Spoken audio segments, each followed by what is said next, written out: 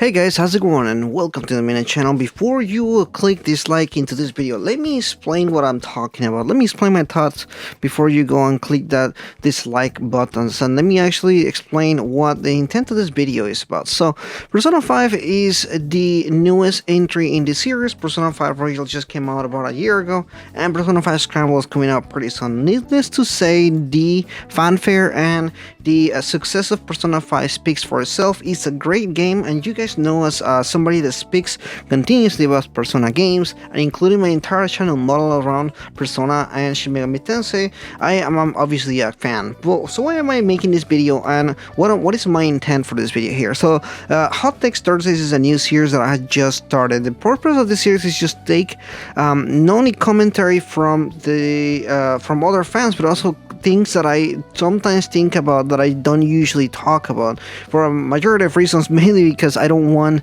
people to just immediately assume it's the wrong thing and again dislike the video right away. But today we're going to talk about Persona 5 as a whole, but also why I don't think it's a perfect game and what actually triggered me to start this video in the first place. So not long ago I made a video regarding Persona 6 and why I didn't think it was going to come out pretty soon. Somebody in the comments there dropped a comment and said, I don't think Persona 5 is ever going to be surpassed. Persona 6 may not be as good as Persona 5. And that comment really just kind of it made me think, like, what makes you think that? What makes you think that Persona 5 is not going to be surpassed? And what makes you think that Persona 6, a game that you haven't even seen or heard anything about yet, is not going to be as good as Persona 5? Now, overall, it's just I'm not a blind fan. I'm a fan that likes to dissect games, even games that I like. For example, Persona 3 is my favorite game in the series. I still acknowledge and I am aware of all the errors and all the things that is wrong with that game. By the way, I am talking about Persona 3 at some point in Hot Takes Thursdays someday. But today, Persona 5. So overall, I just want to say, yeah, Persona 5 is a really good game. In fact, I was one of the people that was waiting for Persona 5 for about 10 years. I remember playing Persona 4. I'm like, yeah, I can't wait for Persona 5. And Persona 5 just didn't come for a long time. And over time, as I was waiting for the game, as I was more anxious for it, I was also very worried that Persona 5 wasn't going to be as good as Persona 4, because at the time Persona 4 or Persona 4 Golden was a really good game. It actually improved a lot of the errors that Persona 3 had. So I was also very worried that it wasn't going to top that. However, whenever we saw the first trailers out, my thoughts were, wow, this game looks fantastic, but I cannot wait to play it. And as things went on, as we got more information, as we actually played the game and everything, I was very satisfied with everything that Persona 5 did when it comes to things like the story or the gameplay or all the elements that I had been worried about. I was fairly satisfied with the stuff that they did. And in fact, when I played the game originally back in 2016, 17, when the game comes out, I was still very optimistic about it. I was still very happy with the product. I was still really excited for future spin-offs and sequels and whatever they've done so far.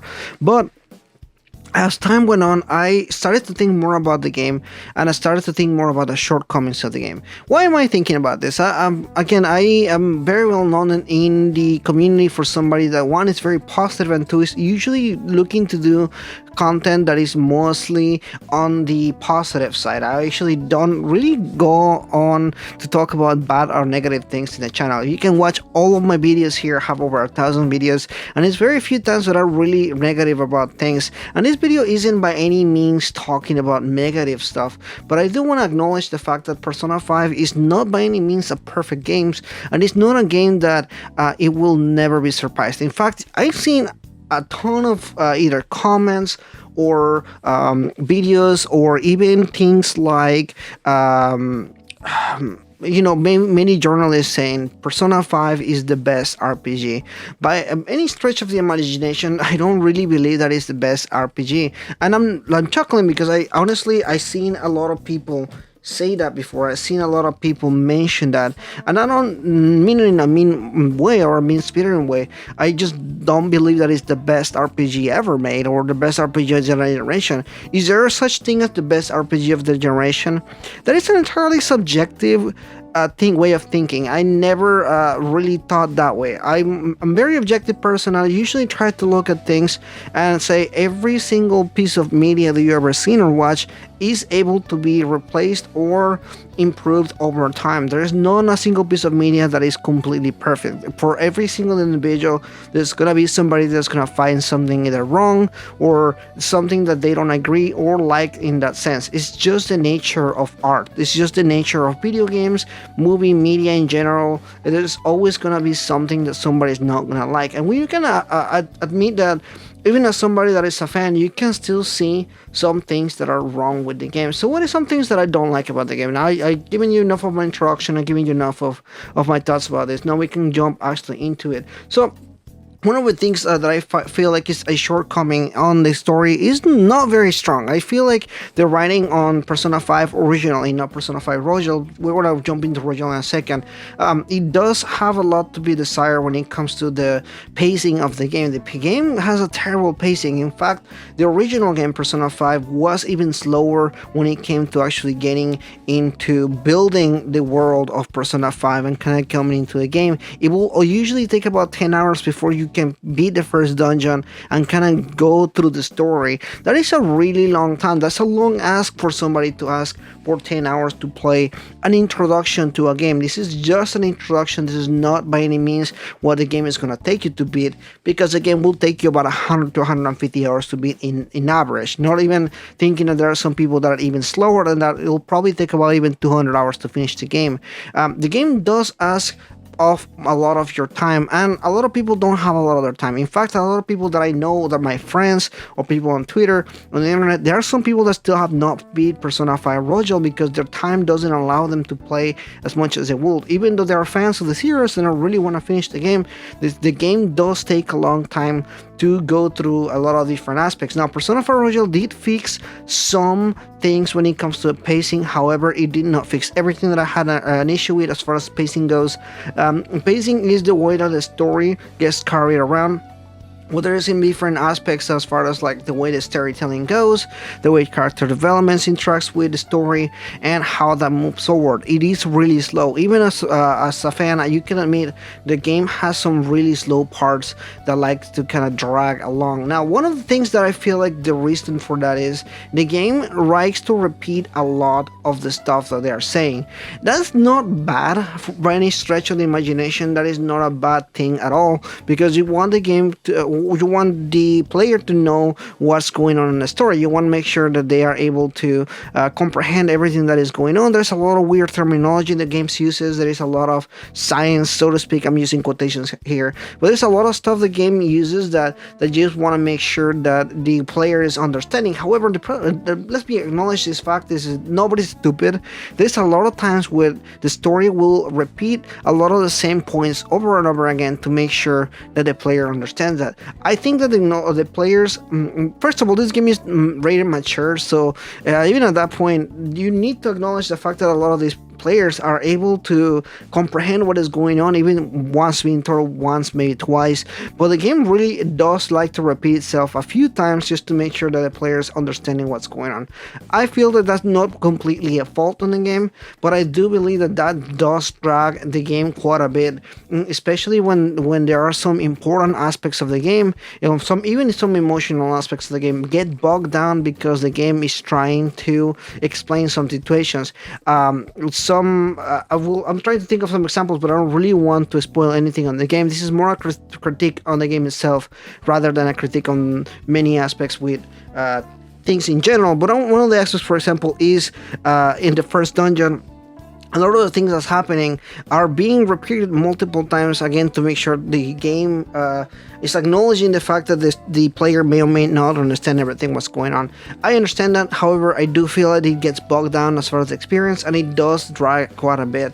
Now, that being said, I feel like Persona 5 Royal didn't really fix that at all. It did cut some aspects. It cut some of the gameplay aspects for the game, for the player to be able to move forward and be able to enjoy this a little bit faster. It doesn't do a much better job in that, but I don't think the pacing issue was ever really fixed. In fact, I feel like it was even in some aspects bogged down by the fact that there's now 30 more hours of extra gameplay that was added onto it. Now, that's another thing that I want to consider and talk about in a second, but I do believe that the adding of more stuff, adding new characters, adding new story parts, or adding a whole lot of stuff doesn't really completely mesh with what is going on in the story. In fact, you can tell that the budget for the game wasn't as big as you think it was, because in some aspects it does feel like they kind of had to cut some corners and cut some actual parts of the game in order for them to be able to stick new characters, again, and new stories, new motivations, new things going on. Now, not everything is perfect in that end, but I do believe that Persona 5 Royal did a pretty okay job as far as like merging the new characters and new storylines into it. However, it does feel at the end of the day that there is something lacking as far as that. So that in that end, that's how I feel about that. Now, another thing that I do want to consider as well is the gameplay of the game. Now, the game is really interesting because it is set in the setting of Tokyo. Tokyo is a massively big area. If you've ever been to Tokyo, like myself, it is an area that it will take months if you want to explore the rest of Tokyo. Now, it is impossible for you to ask a small developer like Atlas to develop the entirety thing of Tokyo and just kind of. But some other games, like its cousin, I would call it a cousin at this point, but the Yakuza series, for example, which had games from all the way ranging from the PlayStation 2 up until now, has been able to depict Tokyo, particularly the parts of Tokyo, in a really open world setting. In fact, a lot of the settings, when you play the game, you'll see a lot of these same settings in games like Akiba Strip and other Japanese games that do have, again, the same Shibuya, Tokyo setting and everything like that. A lot of these areas have been redone in multiple games in different aspects of it, and are able to do the traversal a little bit better. I think Persona 5 did a pretty okay job as far as having the main location. If you go to Tokyo, you know exactly what I'm talking about. A lot of these locations, like Shibuya, for example, Akihabara, we're really small, and in some aspects it is acceptable, I guess, because it is a staple, I guess, of the series at this point. Persona 3 and Persona 4 didn't have really big worlds, and this was, yes, definitely a little bit bigger, but I felt like in a world where you can play open worlds like the ones that Ubisoft and some other developers out there do, this world was just a little bit small. Now, this is a small little complete nitpick at this point, if you want to call it that way. I just felt like the world of Persona, when it comes to depicting Tokyo, felt a little bit small to me. I felt like even when they went into making Persona 5 Royal, instead of making the areas a little more bigger, they ended up just adding a brand new area that was bigger than the other areas. It does feel that way. Now, speaking of Persona 5 Royal, I do feel like a lot of the stuff that Persona 5 Royal added didn't actually went back and fix some of the mistakes from the previous games. This game wasn't attempting to fix anything for Persona 5 original vanilla version, but in fact it wanted to add some stuff, and not everything in the tone feels adequate, or it feels similar to the serious game. In fact, there's a starting construct when it comes to how it feels when you are playing Persona 5 Vanilla and Persona 5 the new content, Persona 5 Royal content. The writing, it does feel really different. Is that good? Yes, it's good, but it's also bad, because when you're trying to make something like a remaster of a game, or like additional content DLC, you still want to match that same tone and pacing of the game, even if the game had awful pacing in original. I'd rather have that than have additional content that doesn't really match the tone and pacing of the previous game, because it does create a disconnect. The game in Persona 5 Royal has beautiful writing. It has excellent writing when it comes to characters. In fact, best part of the game, hands down, is how well the new characters are written down. Whether it's Akechi rewritten, or even characters like Maruki or Kasumi are perfectly and so well written that it almost feels like a starring. It's so jarring when you compare that to the original cast of characters and how they were written, because it does feel really different. It definitely makes you feel that this was written by a completely different team of writers, and it does feel like there is a little bit of a disconnect and that kind of stuff. Now, personally, I would have spent some more time on rewriting some of the original parts of the game, Persona 5, because at the end of the day, it does feel like there is a disconnect between the new content and the old content, and again, the pacing and the writing does feel very different. It seems like a weird complaint, because at the end of the day, Persona 5 Royal did a good job in the writing, but I feel like it could have been also appropriate for them to rewrite some scenes of some characters in the original game to kind of match and develop that new writing and new things that they were going for. Is it perfect? No, and again, no, I don't think anything in any game is perfect. I think that any game that you play, there's gonna be somebody that's gonna find something wrong with the game in some kind of aspects, and that's just the nature of games. That's just the nature, again, of art and what you're looking at. Overall, I do like the game. Again, I love Persona 5 and I love everything that is going for, but I do feel like one of the other aspects that I feel that were maybe bogged down even in the original game and now in this game is the pacing of some of the dungeons and some of the introductions. Now, the original 10 hours of the game, when you fight the first boss, I feel like the first boss, Kamoshida, or the first evil bad guy that you meet, really creates a really strong impact on the story. It creates a really strong impact on what you're going to be playing from now on. However, my issue in this aspect is the game doesn't really follow up well. You think that you're gonna be playing a game just like that, in that aspect, but it really doesn't follow up that same tone as the first aspect. Kamoshida was a really strong main first evil bad guy, but it doesn't actually follow up with that same strength to the entirety of the game. In fact, I feel like every boss after that, or every bad guy after that you meet, is much more weaker in writing than the first guy.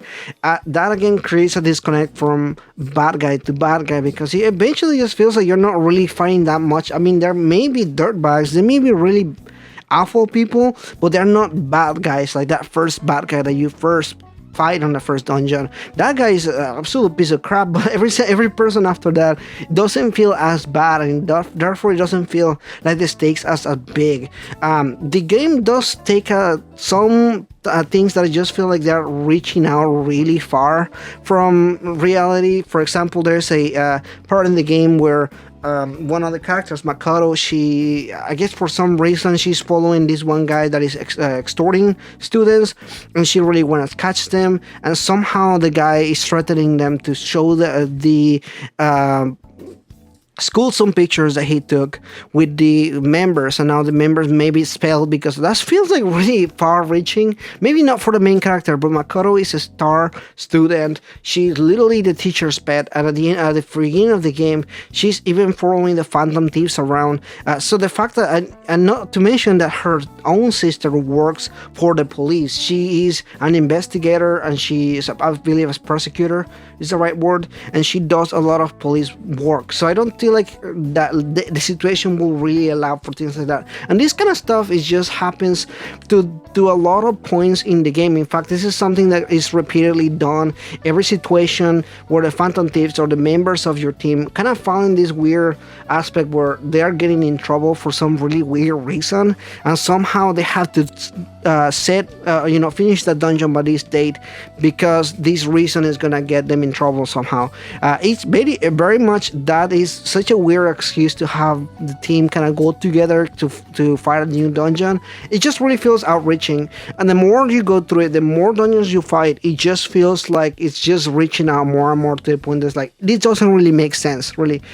So anyway, that is pretty much in this video here. I don't really have a lot of things that I would say extremely negative. Again, I don't think this is a really bad game. I could really go on and dissect the entire game and kind of just maybe even shit on the game, but that's not my intention in this game at all. My intention here is to discuss some aspects of the game that I really didn't feel like it clicked really well, whether it's Persona 5 or Persona 5 Royal. Again, I could continuously talk about this stuff, but I really don't really, my intention again is just talking about how I don't feel this game is perfect, how I feel like this game could have in some aspects fix some of these issues, because they're not really bad issues. These are not issues that could not be fixed, and this is definitely not the perfect game. Again, this is a game that can be fixed, and this is a game that I feel like we can learn a lot from for the future game for Persona 6. Whatever Persona 6 may be, I'm definitely expected to be better in a lot of different aspects. I mentioned earlier that I do feel that the Persona 5 Royal did a much better job when it comes to writing the characters. That makes me really happy, because that means that Persona 6 on the next Persona game is going to have the same writing team working on the game. That means that it's going to have the same quality as this game when it comes to that. I'm very excited for the next games, guys, and let's keep an mind open in all this. Let's keep the scores open. I'm not showing away from the scores, and I definitely love discussions. So if you have any questions or any comments, please drop them below. Let me know in your comments what you think. I hope that people sat through the entirety of the thing. I know this was a much longer video than usual, but it's definitely something that is worth talking about. Anyway, thanks so much for watching this video. Please consider liking and subscribing, and I'll see you guys next time.